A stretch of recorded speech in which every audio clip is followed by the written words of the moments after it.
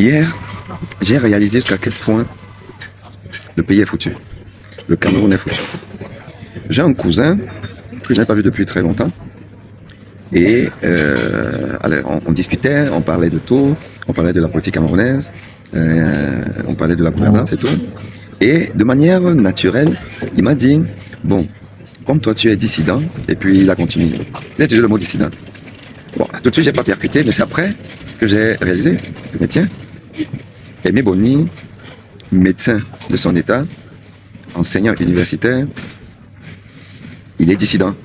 Et là, il a utilisé un mot gentil, approprié, parce que lui-même, c'est quelqu'un qui est contre la gouvernance du Cameroun. D'ailleurs, il n'y a pas un homme normal, il n'y a pas un homme normal équilibré qui ne serait contre la tyrannie de M. Paul Biya. Et je me suis dit, tiens, c'est quand même terrible. Quand j'étais gamin, quand je rêvais de devenir quelqu'un, j'ai commencé à faire des études de médecine. Et j'ai eu la passion de l'enseignement. Je me suis dit, je vais devenir enseignant. La passion de la recherche, chercheur. Donc, médecin, enseignant, chercheur. Est-ce que je me serais imaginé un jour que je serais donc un dissident? Normalement, les dissidents, qui sont souvent des intellectuels, appartiennent à des pays de forte répression, comme l'Union soviétique de Lénine, Staline, Brejnev, Khrouchtchev, Andropov, jusqu'à l'arrivée de Yuri Gorbatchev, qui avec la perestroïka à la glasnost a tourné le dos à ce passé sombre de l'Union soviétique. Et à l'époque de l'Union soviétique, vous avez des intellectuels tels que Sakharov, Andrei Sakharov et d'autres qui étaient justement donc des intellectuels dissidents. C'est dire donc si le Cameroun est un pays de tyrannie. C'est dire si Paul Biya, M. Paul Biya est un tyran. C'est de ça qu'il s'agit. Et donc, moi j'assume et je vais davantage assumer mon statut d'intellectuel dissident. Et je veux annoncer à M. Paul Biya et son régime, aux opposants en cravate, aux opposants en costume 3 pièces, ils se connaissent. Parce que dans un pays de tyrannie, l'opposant par définition doit dormir en prison. Parce qu'il va manifester et il va être arrêté. Donc, ces opposants camerounais qui n'ont jamais fait la prison, mais qui se disent « je veux être président », ils n'ont jamais fait la prison. Vous, plus la France de Macron, je vous avoue que 2025, vous n'allez pas me reconnaître. Vous n'allez pas me reconnaître. Je vais avoir un statut assumé d'intellectuel dissident. Et je vais tout casser. Je vais tout casser.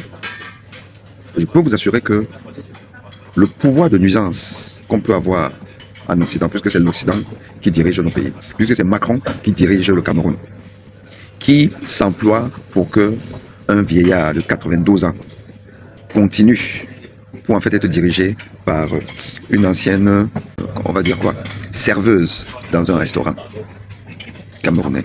Une ancienne serveuse ou servante, comme vous voulez, qui dirige le Cameroun. Et Macron voudrait que ça continue. Moi, Aimé Boni, professeur Aimé Boni, dissident, je vais tout casser.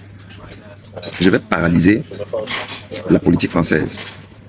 Macron, je vous dis, si Paul Biya passe en 2025, vous n'allez pas me reconnaître. Et les hommes politiques, soi-disant opposants, mais qui sont des proposants, qui sont beaux, ils sont joufflus, ils s'habillent encore sur 3 pièces et ils disent qu'ils sont opposants au Cameroun, où normalement, ils devraient faire la prison. Ils devraient être en prison, sortir de la prison pour aller aux élections. Au lieu de ça, ils font des malins. Quand vous allez participer à la victoire programmée du RDPC, je peux vous assurer que je vais mener la vie difficile. Vous n'allez plus circuler pour venir en Europe comme vous le faites actuellement. Je vais m'organiser. Nous allons nous organiser. Nous allons paralyser la France. Et par conséquent, paralyser le Cameroun. Vous tous, ces hommes politiques de l'opposition en cravate et du régime, vous ne viendrez pas en France n'importe comment. C'est moi qui vous le dis. Retenez-le. Retenez ce message d'aujourd'hui. Parce que vous m'empêchez d'être un intellectuel accompli. Mes égaux et même mes cadets sur le plan académique qui sont des autres pays à revenus équivalents que le Cameroun et qui sont même moins lotis. Ils ont des chaires, ils dirigent des services, ils dirigent des hôpitaux.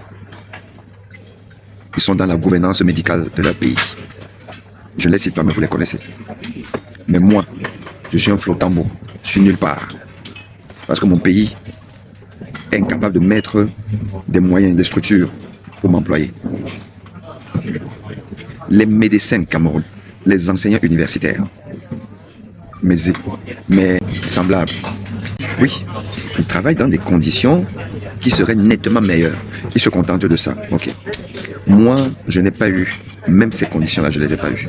Parce que dans mon domaine, tout ce que je fais au Cameroun, dans les hôpitaux universitaires, on ferait mieux. Mais là où j'ai été parachuté, il n'y a rien. Et quand vous gueulez, on veut vous assassiner. Je me retrouve donc un enseignant universitaire, sans chair dans son pays, dans son université. Et donc, vous qui savez dire, ben, écoute, toi, laisse la politique, parle de la médecine et tout. On ne peut pas parler de médecine sans être médecin. Je ne peux pas me considérer comme un médecin étant au Cameroun.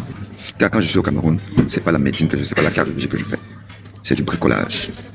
Donc, je ne parlerai pas de médecine. Je parlerai de la gouvernance médicale. Je parlerai de la gouvernance de mon pays. Je vais être un dissident engagé. Et je vais paralyser la politique camerounaise et la politique française en 2025. Parce que je considère que je devrais être dans des conditions où j'exerce mon art normalement. À cause du Cameroun et à cause de la France, je ne le fais pas. Donc Macron, j'arrive. Paul Biya, ce que la basse vous a fait, c'est petit. Je vais paralyser le leadership politique camerounais en France. Vous tous là, qui finissez la richesse du Cameroun. 2025, c'est bientôt. Vous entendez parler de moi. Un dissident intellectuel. À bientôt.